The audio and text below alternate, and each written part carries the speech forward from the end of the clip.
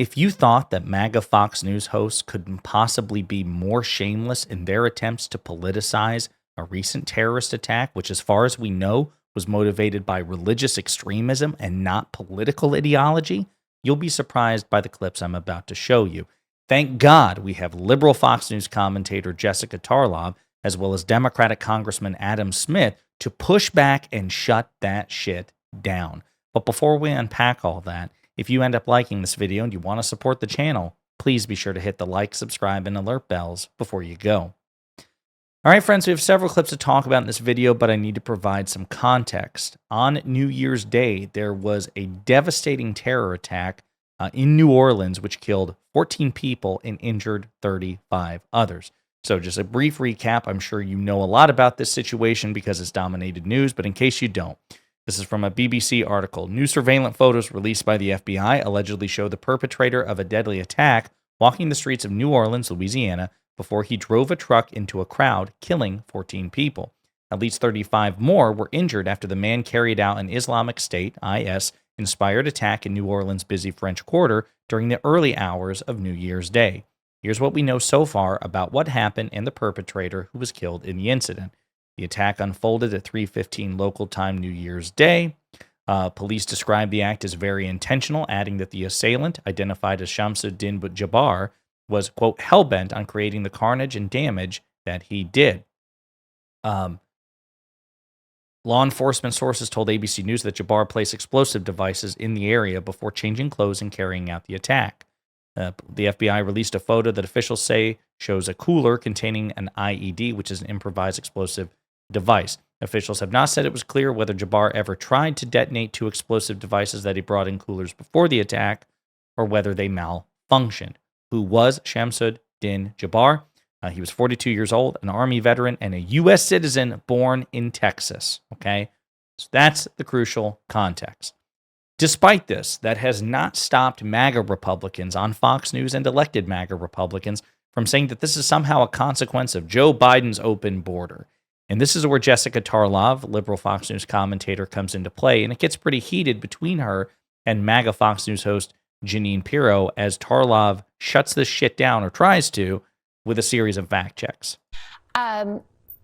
There are two stories being told about this perpetrator. One that, you know, people who took a moment to actually think about it and to get more information are telling, which is that this was a homegrown American terrorist. This is an American who was raised in Texas, who served in the United States military. And then there is another narrative that is being boosted by people who want to make a case about open borders, that this is someone who, you know, flew through Eagle Pass, drove to New Orleans and tried to kill a bunch of people. That's obviously not what happened here. But Secretary Mayorkas was on in the last hour with Sandra talking about this real threat of homegrown terrorism. And I understand that we need to obviously be careful about our border and that there are people who may have crossed over with ISIS sympathies. But at this moment, our focus is going to be this guy, the signs that were there, his. So again, Jessica Tarlov very calmly pointing out that there are narratives about this which simply don't align with the facts. And then, of course, the topic turns to whether or not the southern border is open, which has been a politically beneficial narrative from MAGA Republicans in this election cycle, and they are not quite ready to relinquish it. Of course, I imagine after Trump is inaugurated, then MAGA Fox News hosts will suddenly realize the incredible reduction in contacts at the southern border between Border Patrol and undocumented immigrants, which have declined over the past year under President Biden. But nobody wants to acknowledge it on the right, but they will do it and take credit for it as soon as Trump is inaugurated. But let's see some of the back and forth between Jessica Tarlov and her co-host, Jeanine Pirro. Well, we actually have a huge change in the amount of people that are getting into this country and the number of deportations. So we now have the lowest number of border crossings that we've had in 4 years. Going back, but they're flying them in. Why cross the border if you get a free flight? It's not true, and we've removed 700,000. That they're just flying them in without, they are. without background checks. Wait a minute. You think they're flying them in, and they do background checks on them? Yes, I do think that you get a background check. From where? Check. From Chile, from when you Venezuela, look at what's from gone on Haiti? with Mexico and Central America and the amount of cooperation that's been going on right now with the executive. Are you telling me that Haiti, Guatemala, Venezuela are giving us background checks?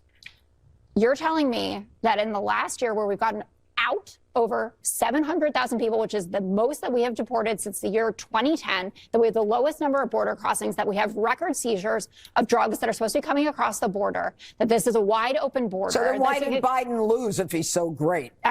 It was too little too late in addressing this problem. But when you say I'm embarrassed, that's the truth. when people, great, I'm glad. So notice how Jeanine Pirro moves the goalpost.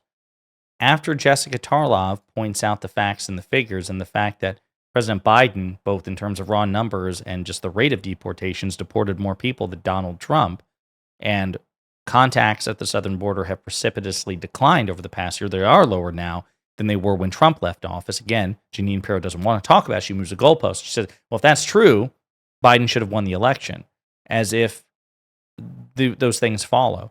By that logic, why did Trump lose the 2020 election? If Donald Trump was so great, why did Trump lose the 2020 election, Jeanine? See how stupid that is? Jeanine, by the way, please be sure to like and subscribe.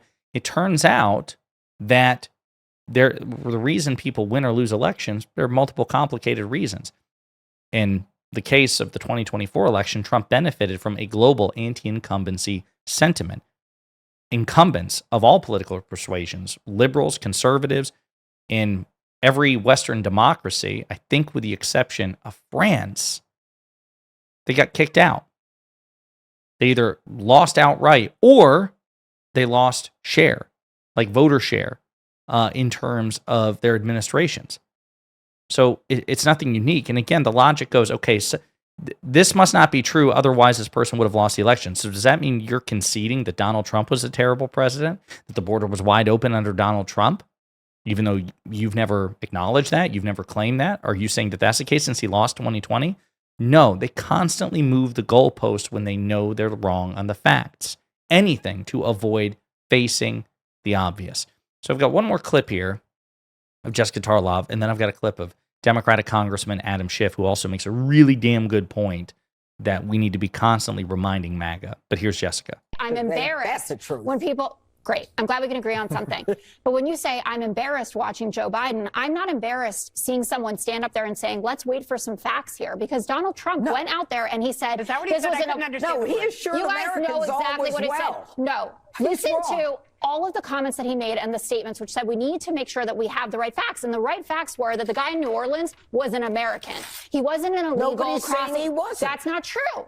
That's not true. There have been Republicans who have been on TV today talking about how this is an open border. I'll call them myself. You call them. But it's an open border not problem. Not mutually exclusive. That's not a mutually exclusive problem. You can have someone who's homegrown, but you know radicalized, what they're trying to do? They're trying to conflate it. They're trying to make it out to be that it is a demonization Both things can happen at the same time. Undocumented people. That's what it was supposed to be. That's why you talked about it going to. And we but these aren't undocumented people. These are Americans. 75% of the arrests in New York City are illegals.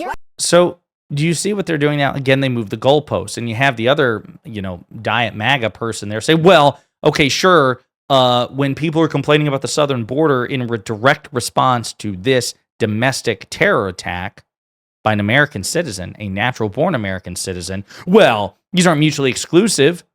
Two things could be happening at once. Why the hell would you make the connection? I mean, I just imagine how Fox would react if there was a left-wing motivated political terror attack.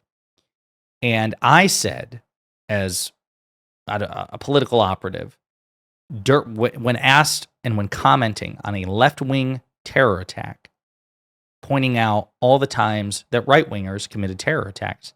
Somebody says, hey, Senator Josiah, what's going on with this left-wing terror attack? Or this particular terror attack, which again, hypothetically would be a left-wing one.